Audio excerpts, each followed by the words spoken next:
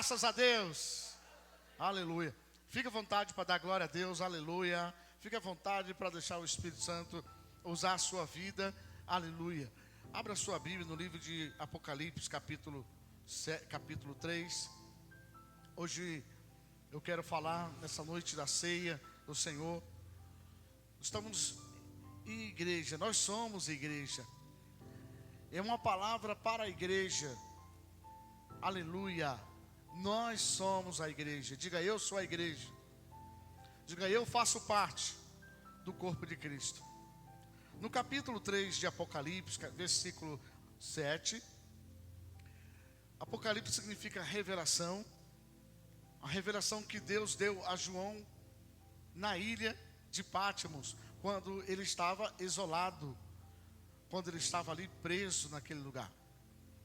E a palavra que ele recebe, uma direção de Deus, uma revelação de Deus, é muito importante nós entendermos isso aqui, que fala o seguinte: essa é a 6ª carta enviada à igreja de Filadélfia. É interessante esta igreja aqui. Você mantenha a sua Bíblia aberta, acompanhe. Esta igreja, antes desta igreja, 5 cartas foram enviadas a outras igrejas. Igrejas que se encontravam em dificuldades. Quando nós lemos cada carta, nós vemos uma direção que Deus está falando para cada igreja. E esta igreja, Filadélfia, era formada por pessoas simples. E ela recebe esta palavra do Senhor que diz assim: ao anjo da igreja que está em Filadélfia, escreve: isto diz o que é santo, o que é verdadeiro, o que tem a chave de Davi, o que abre e ninguém fecha, e fecha e ninguém abre. Conheço as tuas obras.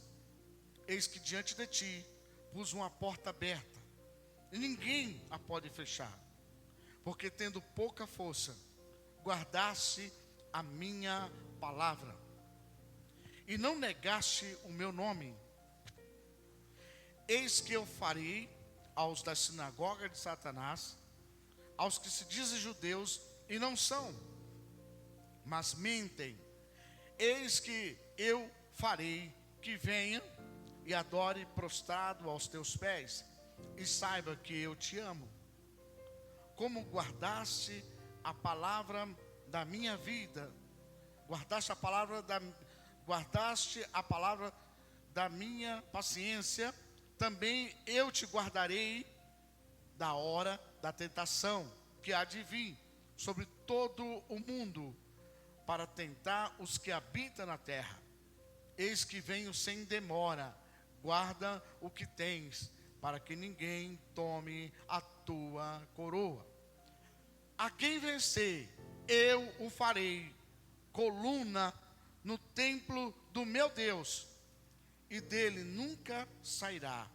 E escreverei sobre ele o nome do meu Deus, e o nome da cidade do meu Deus, a nova Jerusalém, que desce do céu do meu Deus, e também o meu novo nome. Quem tem ouvidos? Quem tem ouvidos? O quê? Diga glória a Deus. Ao anjo da igreja, essa carta ela vem específica, aquele que coordenava, que estava na responsabilidade. A igreja, ela chama quem está à frente da obra o anjo da igreja, aquele que tem a função de cuidar, de proteger, aquele que tem a função de interceder, de orar. Às vezes os irmãos recebem nesse tempo muitas mensagens, né? Muitos versículos. A gente manda, é uma forma de dizer: olha, estamos atentos, olha, não esquecemos de você. Ao anjo da igreja, o Senhor estava dizendo: diz o que é santo, o que é verdadeiro, o que tem a chave de Davi, o que abre e ninguém fecha, e fecha e ninguém abre. Ele se apresenta e ele diz quem ele é. Aquele que manda a carta ao anjo da igreja está dizendo: aquele que é santo, separado. Sabe, irmãos, nós estamos e precisamos entender que Deus, Ele é santo, Ele é separado, Ele é justo. E quando a gente olha que, como diz o louvor que nós cantamos aqui, poderoso amor, na linguagem da versão do pessoal que eles cantam, eles falam escandaloso amor. Eu não gostei dessa versão de escandaloso, eu falei poderoso amor. Nos encontrou. Deus nos amou e nos ama de uma maneira tão grande. Nós somos amados por Deus. Fala para o irmão que está ao teu lado: Deus te ama, meu irmão. Você é muito amado de Deus. Mas veja, Ele está dizendo o que é santo, o que tem a chave, o que fecha, ninguém abre, o que abre, ninguém fecha. Ele está mostrando que Ele tem autoridade. Ele é santo. Nós não podemos servir a Deus de qualquer jeito. Deus não abre mão da santidade. Ah, mas Deus, Ele é amor, Ele é amor. Mas veja, Ele está dizendo o que é santo, o que tem a chave, o que fecha e ninguém abre, o que abre e ninguém fecha. Não é de qualquer jeito. Ele nos ama, mas Ele é santo. Não podemos servir a Deus da nossa maneira natural. Ah, eu sirvo Deus assim, Deus sabe que eu sou assim. Ele é santo. E aí, nessa questão da santidade, nós vemos hoje uma bagunça no mundo acontecendo. No mundo gospel, como é falado, né? No mundo gospel. As pessoas servindo a Deus como querem. Existe um fundamento que não pode ser quebrado. Existe um princípio que não pode ser desfeito. Ele diz aqui: eu conheço as tuas obras. Deus, o que é obras? Aquilo que estamos fazendo. Diga glória a Deus. Deus conhece o que você está fazendo. Ele estava dizendo para a igreja Filadélfia: eu conheço as tuas obras. Algumas igrejas foram reprovadas. Algumas pessoas foram reprovados. E ele estava dizendo: eu conheço as tuas obras, e eis que diante de ti pus uma porta aberta, e ninguém pode fechar.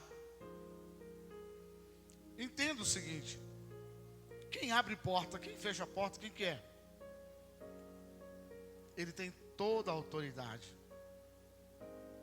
Agora veja só, ele disse para a igreja de Filadélfia, escrevendo: eu vi que vocês, eu conheço as obras de vocês, e vi, eu pus uma porta aberta, ninguém pode fechar. Por quê? Porque tendo pouca força. Porque tendo pouca força.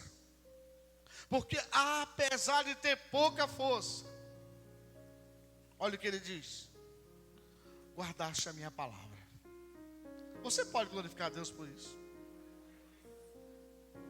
Apesar, tendo pouca força, guardaste a minha palavra e não negaste o meu nome. É um dos maiores segredos revelado para nós. Deus, Ele sabe da nossa estrutura, que somos pó, somos limitados, somos falhos, somos imperfeitos.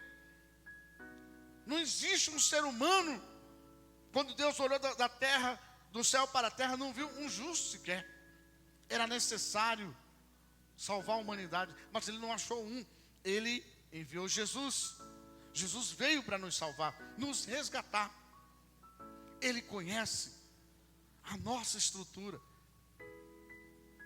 E Ele olha para a igreja de Filadélfia e Ele fala o seguinte: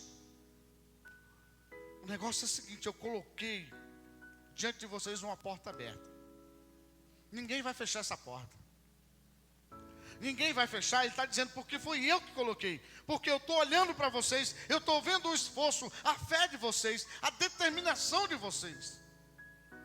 Que embora vocês tendo pouca força, vocês se apegou à palavra. Olha aí, irmãos. Vocês guardou a palavra, guardaste a minha palavra.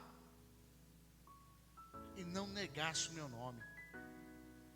Não importa o que aconteça, seja no casamento, marido, mulher, esposa, pai, filho, membro, não negue a palavra de Cristo, não negue o nome de Jesus Cristo, porque se negarmos este nome, é o fim.